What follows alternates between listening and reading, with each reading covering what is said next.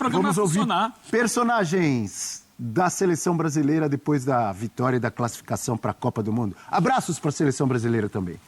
Aquele abrazo. Creo que ha sido un buen partido, muy bueno la primera parte, el equipo ha jugado bien con balón, ha controlado bien el partido, obviamente hemos sufrido un poco porque Paraguay es un equipo sólido, hemos bajado un ritmo un poco en la segunda parte, pero en general el partido ha sido muy completo, muy bueno, estamos muy contentos por la calificación, por el partido. Obviamente tenemos que trabajar, o tenemos un año de tiempo para hacerlo bien. Era muy importante cerrar la calificación con estos dos partidos, lo hemos hecho con una buena actuación. Creo que la torcida está contenta de la actuación. Quiero agradecer a la torcida por el recibimiento que me ha hecho. Salimos muy contentos a mirar adelante. Tá muito feliz, até deu um grito lá, não sei o que ele gritou lá, mas o importante é que ele tá feliz e conseguimos essa classificação aí. Primeiramente, né, acho que tem que melhorar, né? Acho que essa temporada também não foi a melhor minha, devido às lesões e tal. Primeiro jogo que eu fui titular não rendi o esperado, né? Acho que acontece, então é melhorar, ter a cabeça no lugar. Tenho muito para dar aqui na seleção ainda. Hoje todos viram, né, o Bruno do Newcastle, estou muito feliz. Eu vinha me cobrando bastante porque eu sei o quanto eu posso render. Acho que o professor foi fundamental, me chamou, conversou, falou que era isso que ele queria, então eu consegui entender a ideia dele. Estou muito feliz. Tem que estar feliz mesmo.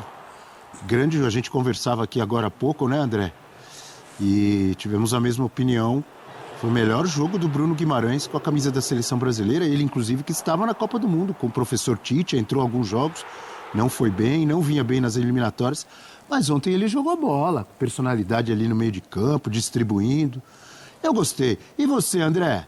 Eu gostei do Bruno Guimarães e da seleção no geral. Falando do Bruno, a gente fala de jogadores que têm sido testados, tem algumas oportunidades, mas assim, pensando e fala da defasagem, né? De jogador no nível da seleção e do clube. E sempre acho que vai ser difícil você exigir que o atleta tenha o mesmo desempenho no clube do que na seleção, mas na seleção, de uma forma geral, estava bastante defasado. E um dos exemplos que mais me chamava a atenção era do Bruno, porque é um cara que foi constantemente recebendo oportunidades e merecidas. A gente vê o que ele faz no Newcastle.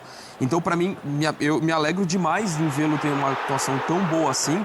Eu deposito muita esperança, sobretudo no setor onde acho que a seleção mais precisa evoluir. Do jogo, eu acho que foi muito positivo em relação à seleção, as dinâmicas ofensivas.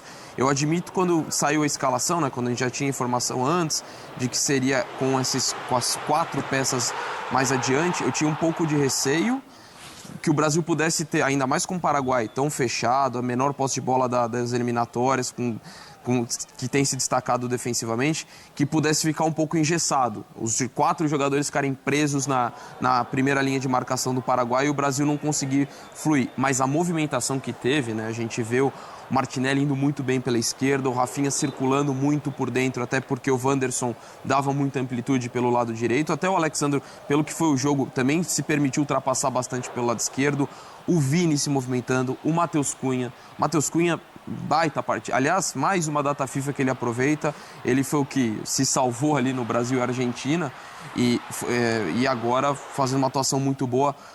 Entrega sem a bola, tanto que no gol é uma bola que parecia meio perdida, ele que briga, consegue dar assistência, caindo pelo lado direito, caindo pelo lado esquerdo, né? Jogando até mais atrás do Vini muitas vezes. Só um ponto negativo, eu também gostei do Matheus Cunha, boa atuação. Perdeu um gol, né? Ele perdeu um gol que não pode perder um jogador da seleção brasileira, de cabeça. Assim, foi a falha dele no jogo. A nota foi alta para mim dele, mas seria muito mais se não fosse aquele gol de fato, isso eu concordo. Mas acho que fluiu bem a dinâmica de jogo. Acho que o Vini por dentro parece o caminho com a seleção, com o Ancelotti. Falamos do Bruno Guimarães. Alex, a gente vai falar, para mim, a grande notícia dessa convocação. Os 2 jogos muito bons. Casemiro também, Casemiro, né? assim... Acho que o Ancelotti não tinha dúvida que o Casemiro estaria na seleção dele. Mas para talvez para a torcida, que olha, o Casemiro voltando, será que ele está nesse bom momento? Embora estivesse jogando bem no Manchester United, eu acho que qualquer um que tivesse dúvida, acho que ali foi sanada. Assim, mostrou o entendimento e acho que ele jogando com só 2 meio-campistas, talvez pudesse expô-lo mais. Acho que ele teve uma atuação até mais destacada contra o Equador, mas foi muito bem ontem também. Então acho que o Brasil teve demonstrado, lógico, ofensivamente, tem muito a melhorar ainda. Acho que pode produzir mais. O Brasil teve muitas situações que acabaram, às vezes, não terminando em conclusões. Mas considerando, acho que é importante você ter o contexto de como que o Brasil estava e o que veio para essa data FIFA. Isso. E acho que você pensando na realidade, melhorou. Um time mais organizado, mais consistente. E só para terminar, um dado que é importante e não pode ser ignorado. É a primeira data FIFA, considerando a dobradinha, que o Brasil não toma gol desde a Copa de 22. E já tem assim uma coisa do Ancelotti, que é a adaptação não só aos jogadores, mas ao que cada jogo pede, né? Então você teve um primeiro jogo em que o importante era retomar a consistência defensiva. Ontem era importante o técnico, a Serra tem cheio nas ideias dele, né? Ele sabia que para encarar esse Paraguai tinha que ter mobilidade. E os jogadores entregaram essa mobilidade. Todos os da frente se mexeram muito, todo mundo se coçou ali, o jogo inteiro. Ainda bem que o gol sai no primeiro tempo. Matheus Cunha. Todos, muita movimentação, dos dois lados. O Matheus Cunha é uma partida muito boa. Acho que o gol que ele perdeu... Até dou uma desculpa, porque a bola não estava bem ao feitio na hora do bote, né? Alguns comentaristas que foram atacantes comentaram isso. Mas teve esse senão. O Bruno Guimarães também chegando. Não foi uma partida que o Gatito trabalhou tanto, mas uma bola que o Gatito teve que trabalhar foi do Bruno Guimarães. A gente viu as aproximações. Quase fez um golaço no segundo tempo. Quase um golaço, já mais para o fim do jogo. Ainda bem que o gol saiu ainda no primeiro tempo, porque era um jogo bem enroscado. Porque se demora a sair no segundo tempo, podia trazer nervosismo. Até isso foi bom para a gente, né? E a consistência defensiva, ela continua, mas eu achei que estava mais consistente contra o Equador. Acho que a gente se expôs... mas também não teve... Que grande trabalho que teve o Alisson. Que teve dois... As grandes chances que teve o Paraguai. Teve dois momentos do jogo, um no primeiro tempo... finalizou uma vez. Mas no primeiro e no segundo tempo teve uma sequência do Paraguai muito rondando ali. Eu fiquei um pouco assustado com isso.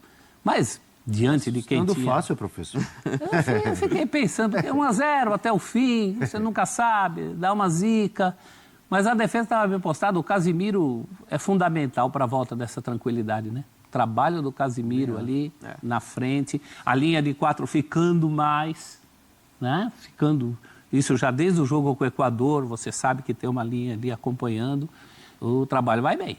E acho que agora começa o trabalho do Ancelotti. Falou em analisar 70, agora eu acho que vai ter mais ele nessa história. Inclusive a partir da convocação. O que você falou? 70? 70 jogadores. Ah, tá. Ele fechou em 70 jogadores, o número que ele tem que assistir. Sobre o Casemiro, não sei se vocês concordam, eu estava pensando, né? É óbvio que não é... O Casemiro não está mais no auge da carreira dele, tanto que saiu do Real Madrid, foi para o United, começou bem, depois caiu, ficou um tempo no banco, voltou a jogar bem, etc. e tal. Mas o que acontece? Nesse tempo em que o Casemiro sequer foi chamado para a seleção brasileira, não chegou ninguém ali na posição dele e abraçou a posição e falou, é minha. Ele tem essa oportunidade de voltar, e aí, na minha visão, mesmo não sendo o Casemiro mais no auge, ele é muito melhor do que os outros. Ele tem que jogar. Eu não sei se vocês concordam, Eugênio. Concordo, sim. Ele deu um equilíbrio muito grande à equipe. É um dos pontos de convergência da equipe que agora a gente olha e enxerga de forma coesa, né? É um time, é uma coletividade com uma característica contra o Equador, outra característica ontem, muito mais agressivo, muito mais se lançando ao ataque, muito mais buscando a vitória contra um adversário que propôs um outro tipo de jogo, baixou suas linhas, e a gente já sabia que ia ser assim e que o Brasil teria que ter uma atitude diferente do que teve contra o Equador. E aconteceu. Eu acho que o Carleto, ou então o Ancelotti, como a gente conhece há tantos e tantos anos, né? Desde que era jogador, Ancelotti, ele conseguiu muito rapidamente fazer uma mudança, sabe, da água para o vinho na seleção. É importante a gente lembrar que na última data FIFA o Brasil foi humilhado pela Argentina. O 4-1 foi pouco, era para ter sido mais aquele jogo lá no Monumental de Núñez. E sem o Messi, hein? Time completamente perdido em campo, sem saber o que fazer, sem saber como marcar a Argentina. Sabe, para mim a maior humilhação desde o 7-1, e excetuando o 7-1, talvez uma das maiores que eu já tenha visto na seleção brasileira, foi o jogo com a Argentina. Era fundo do poço, total. E a chegada dele, eu acho que traz uma aura, acho que traz, né, uma confiança, uma segurança para os jogadores, muda muito o ambiente. Não só para os jogadores, como para a torcida. Olha só, que bela homenagem foi feita a ele ontem, que estava fazendo aniversário. Mas é claro que não é só isso, não pode ficar só nisso. A seleção brasileira mostrou rapidamente, teve pouquíssimo tempo de trabalho, mas a capacidade de se tornar um time. E eu sempre digo, Abel, que o Ancelotti é um técnico artesão. Que ele não tem assim um molde fechado. Ele vai trabalhando o time de acordo com as características dos jogadores que ele tem. Sabe, esse jogador faz o quê? Por exemplo, o Matheus Cunha, que entrou ontem no time. A gente imaginava, vai entrar de 9, mas a gente falou aqui muitas vezes, ele não é bem um 9, né? Ele é um jogador que joga um pouco mais atrás. E eu falava ontem, inclusive, que no Wolverhampton, a gente faz muitos jogos da Premier League, ele é um cara que circula o campo inteiro, que volta para ajudar a marcar, que volta para começar o jogo. E como é que seria encaixado isso, né? A gente imaginava. Ele fez exatamente o que faz no Wolverhampton ontem. A atuação dele foi uma atuação... Então o Carleto pegou, entendeu, falou assim, você fica à vontade fazendo esse trabalho, voltando para buscar a bola, chegando na direita, chegando na esquerda, atacando espaço e tal. Então vamos criar uma situação para você desempenhar o futebol que lhe é mais interessante e com o qual você pode contribuir para a seleção brasileira. Então ele vai adaptando, e é claro que esse processo está muito no início ainda, ele tem muita coisa para evoluir, mas a gente já percebe que ele chega de imediato dando um sentido de coletividade ao time e mostrando que vai conseguir adaptar as características dos jogadores para montar um time cada vez mais interessante. Opa, esse jogador aqui, eu posso fazer o que com ele? O Vini, ele conhece. Ele falou assim, o Vini eu já testei jogando por aqui. Não foi a grande estrela do jogo, mas fez o gol. Então, mas deu certo, porque decidiu o jogo, né? Foi lá e decidiu. Na posição de centroavante. O Vini, no jogo contra o Equador, era o cara que toda hora a bola ia nele. Toda hora a bola ia nele, quando o Brasil ia para o ataque. Ontem ele foi, dos titulares, o que menos tocou na bola. Porque ele estava numa posição diferente. Só que um toque dele decidiu a partida. Deu a vitória ao Brasil. Então são situações de jogo que a gente precisa ir entendendo. Eu fiquei bem animado. Claro que não é o futebol dos sonhos. Mas é importante dizer uma coisa também, Abel. Olha só, essa cabeçada que a gente falava agora há pouco, né? Ele chegou fora do tempo da bola. Essa ele foi mal. Pra mim foi mal nessa. Não acho nem que fez foi um bom mal. jogo, mas não pode perder Ali um gol é o tempo de bola. Quando ele pulou, a bola não tinha chegado ainda. Era a hora ideal, né? Quando ela chega, ele tem que fazer Então, mas por isso tortar o que foi pescoço ali. Não teve tempo de bola, foi mal. Foi bem no jogo, concordo com você. Só acho que nessa jogada aí, o jogador de seleção brasileira tem que, pelo menos, cabecear a bola pro gol. Eu acho que não Se existe... é o centroavantão mesmo, guardava, né? Acho que é isso, né? nem sempre, né? A gente, às vezes, queria uma imagem de que os jogadores são infalíveis, que eles vão fazer todos os gols. E a prática não diz isso. Não, mas não é isso. Eu tô Pelo contrário. dizendo, nesse lance ele foi mal.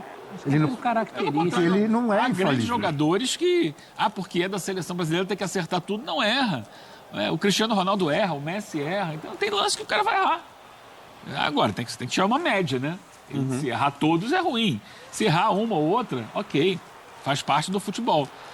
Mas eu acho que a gente fica muitas vezes com uma impressão. Ontem, durante o jogo, né? Amigos mandando mensagem. Ia ser um golaço, hein, do Bruno Ia ser Guimarães. um golaço, sim. Amigos mandando mensagem, depois a gente olha na rede social, muita gente ainda empurrada. Esse time não tem jogador, esse time é uma droga, o jogo foi ruim. Quem olha com os olhos de analista de futebol, enxerga muita evolução. Sim. Não é o futebol dos sonhos. Tem um amigo meu, Rogério, que mandou mensagem ontem, falando, porque eu sou dos anos 90, eu quero o futebol do Rivaldo, do Ronaldinho. Estamos em 2025. Falou a mesma coisa que a turma dos anos 70 falava pra ele. A realidade do futebol hoje, inclusive ontem o Ancelotti falou sobre isso, sobre a intensidade. Hoje a chave do futebol é a intensidade. E ele falou, correu com e sem a bola. Com e sem a bola. Então, todo mundo tem que ter intensidade com e sem a bola. Isso é recado também, tá? Fundamental. Recado para quem? Fala. Daqui a pouco a gente vai chegar nesse assunto. E o jogo é muito de contato, o jogo é físico, o Paraguai propôs um jogo de muita dificuldade, com algumas entradas um pouco mais duras. Foi um jogo que eu achei até que ia descambar para violência em algum momento, mas não. Eu achei que o Paraguai ia colocar um ônibus na frente da área, me enganei. Foram 2 ou 3. Mas a gente já esperava retrancalhaça, hein? A gente já esperava isso, mas ainda assim... E o legal foi isso, mesmo com uma retrancalhaça, como você diz, o Brasil conseguiu muitas vezes entrar. Verdade. Criou situações de gol, não foi só o gol que entrou, né? A gente viu uma do Vini, que ele não alcança a bola, chega um pouco atrasado. Essa daí que você citou, que foi mal na cabeçada, o Matheus Cunha. As duas do Bruno Guimarães, né? Uma que ele tenta por cobertura e o zagueiro tira em cima da linha, outra que defende o Gatito. Então você vai vendo que é um jogo gerado, construído, não é coisa assim, aleatória não. Construído, mas o gol não foi um gol bonito porque teve trombada. É isso. Não existe só gol bonito. Não, mas assim, hoje o futebol vai ter muito disso mesmo. Você vai ter que ganhar na força, vai ter que se impor. E que bom que ganhou na força. É melhor ganhar na força do que perder. Então, mas analisando vários lados e abrindo o leque, pensando já em competição, em Copa do Mundo e etc e tal. O Brasil mostrou ontem que está pronto para o Hexa. O Brasil... Peraí, calma. O Brasil está pronto para enfrentar as grandes seleções, França, Inglaterra, Espanha, Portugal, Argentina. Nada disso. Ninguém está falando isso. E não é nada disso. Tem que melhorar muito. Mas do jeito que estava, como colocou o Eugênio na data FIFA anterior, levou um baile, não viu a bola, de 4 da Argentina, era para ter levado mais. E outros jogos muito ruins nas eliminatórias... Já houve uma evolução, sim. Agora, tem que melhorar muito para chegar com chance na Copa do Mundo, na minha opinião. Tem que melhorar muito. Mas já houve uma evolução em apenas 2 jogos do novo técnico. E tem que acelerar mesmo, porque perdeu 3 anos, agora só tem 1. Né? Então, o problema todo é esse, né? O sarrafo do Brasil é muito alto. Então, aqui só se pensa em ganhar a Copa. Só se fala aqui em ganhar a Copa. Se não ganhar a Copa, se for segundo ou último, não vai fazer diferença nenhuma. Chegar nas semifinais ou na final já melhorou muito em relação às últimas. Mas se chegar na final e perder, vai ser um escândalo. Vão gritar, vão fazer, vão reclamar. Mas vai ser melhor que as últimas Copas. Pouco importa. O brasileiro só quer saber de ganhar. Importa. Só quer saber de ser campeão. Essa é a questão. O sarrafo nosso é muito alto. Então, a gente está colocando as pessoas... E muita gente nem acompanha o dia a dia e tal. Ele quer saber o seguinte, é jogo da seleção, vou ligar, quero ver um espetáculo. Quero goleada pra cima de todo mundo. Mas não é a realidade hoje. E aí a gente tem que ir mais a fundo. O Brasil hoje não está entre as principais seleções do mundo. É isso que eu falei. Mesmo que melhore, mesmo que o Ancelotti consiga fazer um trabalho de evolução muito grande nesse ano, ainda assim, não é uma das principais seleções do mundo. A Argentina estava entre as melhores do mundo na última Copa? Ela chegou muito bem.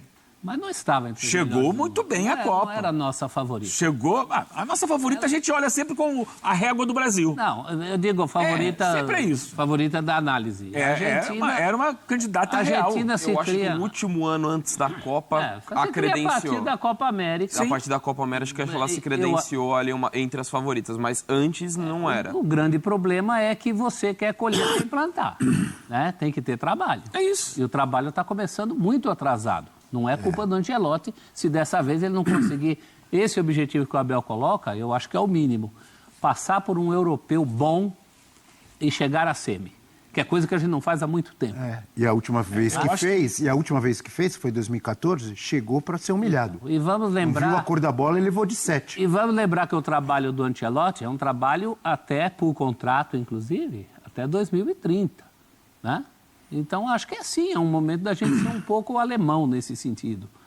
Não cobrar só o título da Copa do Mundo. Cobrar uma evolução de trabalho, que o próximo ciclo... o título daqui é um ano, né? Que o ciclo não seja jogado fora, até lá, como foi jogado dessa vez. Entender os passos, de cada vez, né, prof? Que você não jogue fora 27, 28 e 29, como você jogou fora 25, 24 e 23.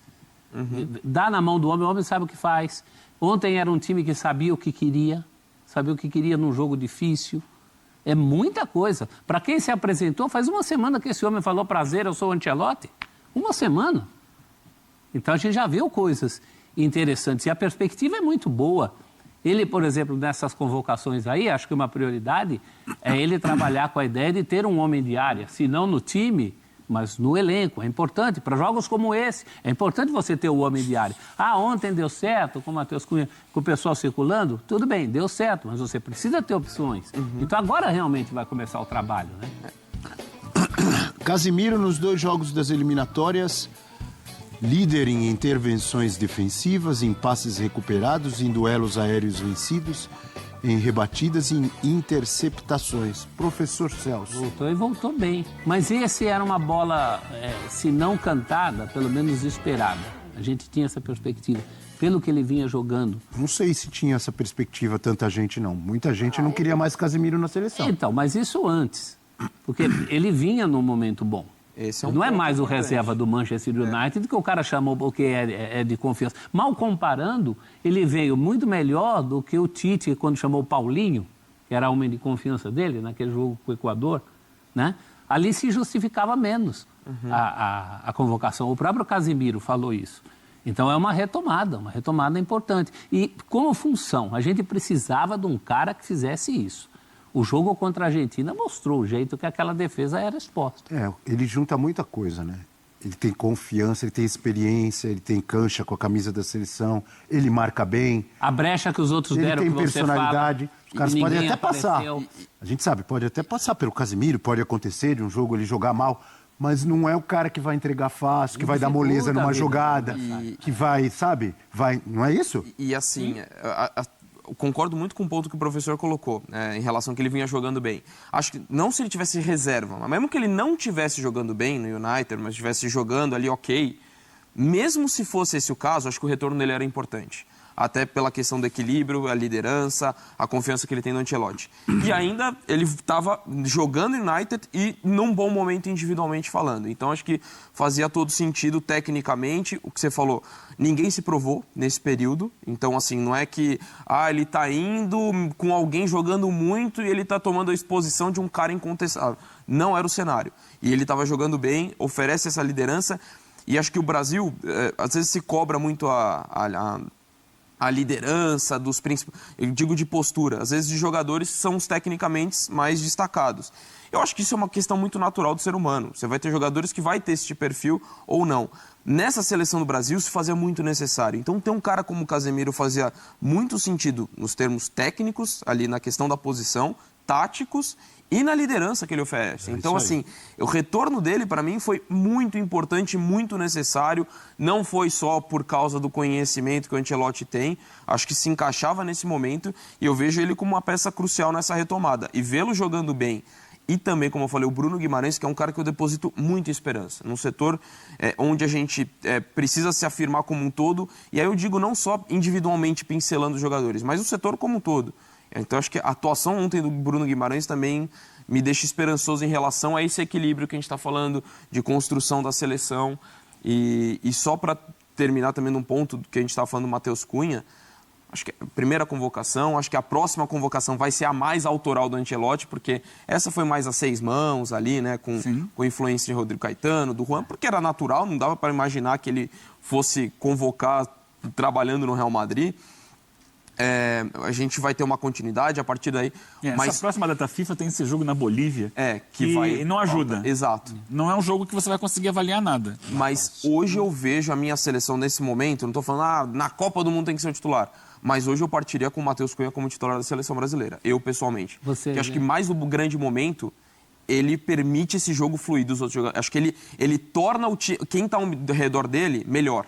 Eu acho que ele ajuda, porque ele é o camisa 9, que não é exatamente o 9. Então ele sai muito da área. Esse jogo de mudança de posição, fazer o jogo fluir para não ser estático, eu acho que ele me permite muito isso. Então, assim, eu tentaria, pensando na seleção, pelo menos na próxima data FIFA, partir com ele de titular. Vamos dar uma olhada, então, no lance do gol, que tem a participação importante do Matheus Cunha, para a gente ver desde o início da jogada e depois nós vamos comparar com uma outra jogada que aconteceu também antes do gol. Essa é a jogada do gol, certo?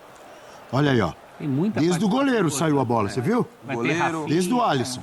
Mas aí, assim, Casemiro, Alex. não é...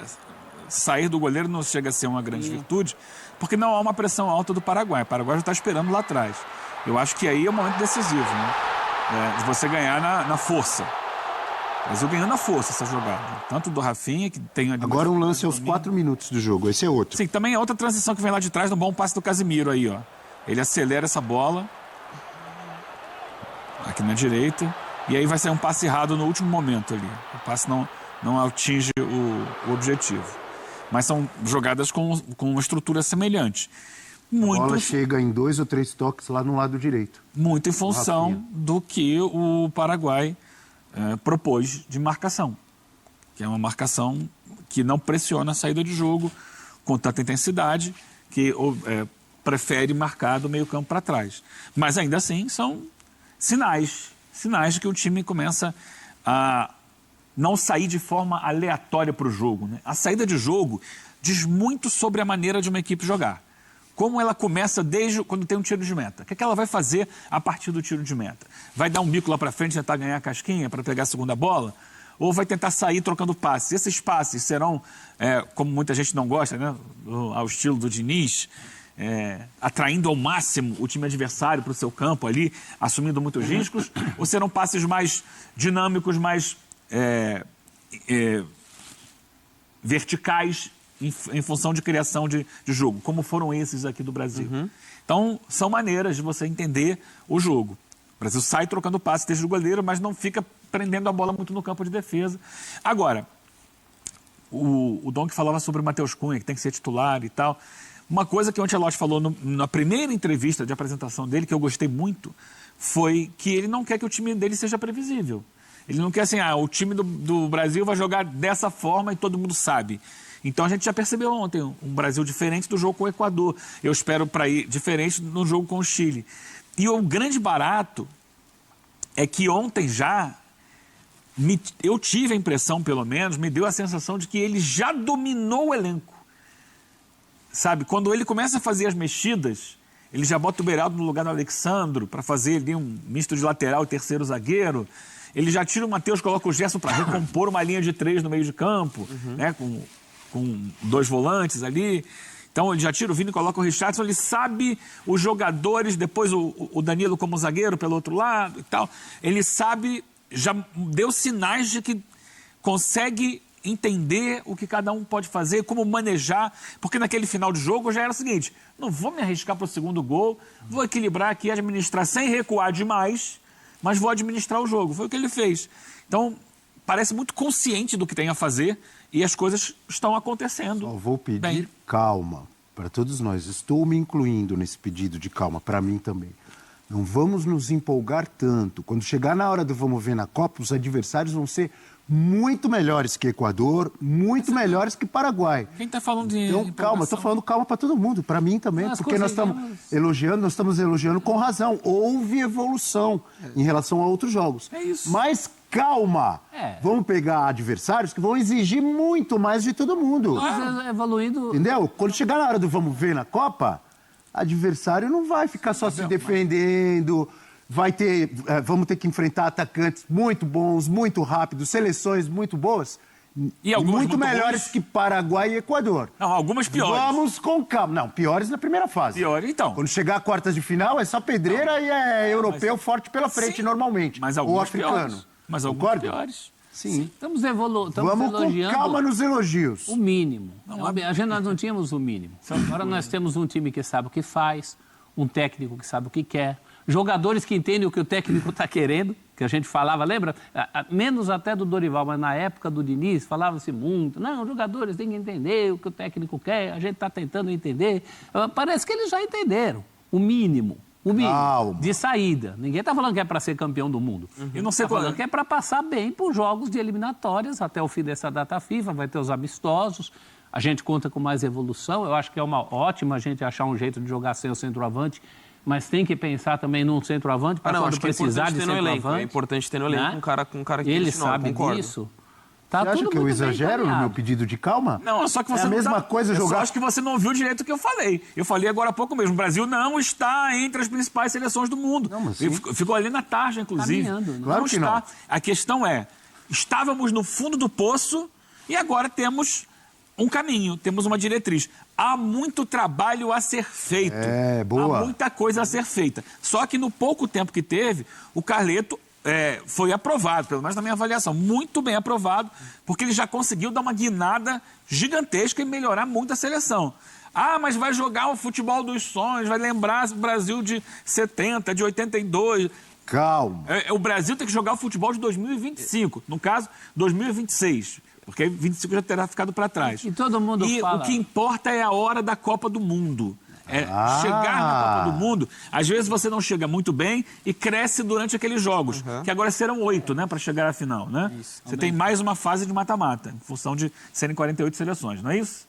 Isso. E São todo 8 para mundo ser fala- campeão. 8 para ser campeão. Então, é nesse momento que o time tem que estar bem. Até lá, você vai criando um grupo, você vai desenvolvendo conceitos, você vai testando situações. Mas hoje, repito, não estamos no nível das principais seleções do mundo. Aí eu gostei. Aí, é isso aí, é e isso todo que eu tô mundo- pedindo. Vamos segurar. Pezinho no chão, Ganhamos pezinho do no Paraguai, que também não é nenhuma... Ah, tava 9 jogos invictos. Ótimo, melhorou o Paraguai lá com o Alfaro, né, o professor, tal, mas tá longe de ser uma seleção top do mundo. Calma, E todo fala. mundo atribui só a questão individual, né? Futebol maravilhoso, de 70, de 82. Para jogar aquilo em 82, o Tele começou um trabalho em 80. A própria seleção de 70 chega um mês antes do começo da Copa do México. E tudo bem, tinha trocado ali o técnico, mas tinha uma base que vinha da eliminatória com o Saldanha. Hoje nós não temos nada disso. Hoje falta um ano para a Copa e vai no afogadilho. Se for campeão do mundo, vai ser como foi em 2002. Vai no quê? No afogadinho? Técnico, no afogadilho. Ah, no afogadilho. Ali na última, no esforço. Né? É assim que vai ser, porque já perdemos os 3 anos. Acho engraçado essa história de querer colher sem plantar. Exato. Ninguém quer plantar, só quer colher. Né? As coisas têm que começar antes. Pode dar certo? Pode. A Argentina se encontrou na última Copa, mas mesmo assim se encontrou com um tempo maior do que o que a gente tem hoje. E aqui, às vezes, tem essa coisa muito misturada com aquela arrogância da... Somos os pentacampeões e não importa o que aconteça, a gente tem a obrigação de chegar forte, ainda mais chegando o Ancelotti. E aí pode, para muitas pessoas, alimentar essa ideia do chegar forte em qualquer circunstância. Eu não acredito nisso, assim, é o que a gente está falando. Acho que a gente está falando de uma evolução e eu concordo plenamente com o Eugênio. O Brasil não está nas principais seleções hoje. Você tem um ano para melhorar, chegar forte, tentar equiparar, Isso, mas você não vai... Hoje, você olha Brasil e Espanha, não estão na mesma prateleira, não estão na mesma... Você tem que ser realista. E eu acredito muito na continuidade do processo do trabalho. Não sei o que vai acontecer na Copa, tomara que a gente siga na evolução. Eu acredito muito que a gente vai estar, daqui um ano, eu acredito realmente que a gente vai estar mais forte, mais preparado para enfrentar uma Copa do Mundo, mas até para citar um paralelo, e é uma seleção que acho que hoje não dispõe de... Está até um tanto quanto distante de dispor tanto talento quanto o Brasil. A Alemanha vem de 2 Copas do Mundo desastrosas em termos de resultado. Até em desempenho em 2022 acho que não foi tão ruim quanto o resultado sugere, mas o resultado foi desastroso, cair na fase de grupos 2 vezes. Contratou o Nagelsmann.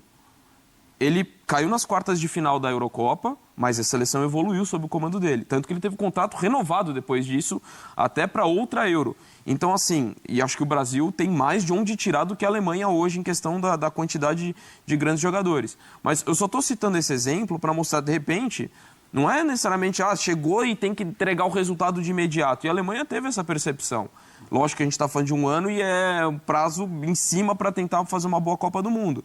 Mas eu acredito muito na continuidade do trabalho, do processo, e acho que é importante ter isso em mente. Pode ser que a gente não chegue preparado para a Copa do Mundo, mas é confiar nesse processo. Ainda que não esteja nas melhores seleções, mas não dá para imaginar que o Ancelotti fosse entregar isso em uma data FIFA. E talvez não consiga entregar em um ano, mas acho que a gente vai estar mais bem preparado do que estaria. Acho que vai ter um norte, né? Assim, ó, É isso. O caminho que eu vou seguir é esse aqui. Até onde eu vou chegar com ele, não sei. Mas agora tem o norte, que não tinha o norte. Agora, Abel, rapidinho. Diga. O professor falou sobre plantar e colher. Eu lembrei do sambaço da Vila Isabel, campeã do Carnaval de 2013. Festa no Arraiá é pra lá de bom. Ao som do fole, eu e você. A vila vem plantar, felicidade no amanhecer. Aí repete. Festa no Arraiá é pra lá de bom. Ao som do fole, eu e você. A vila vem colher, felicidade no amanhecer. A vila foi campeã com esse sambaço de Martinho da Vila, Arlindo Cruz e André Diniz. Quem sabe esse amanhecer não é a Copa Aí, do Mundo? ó. A gente escolher.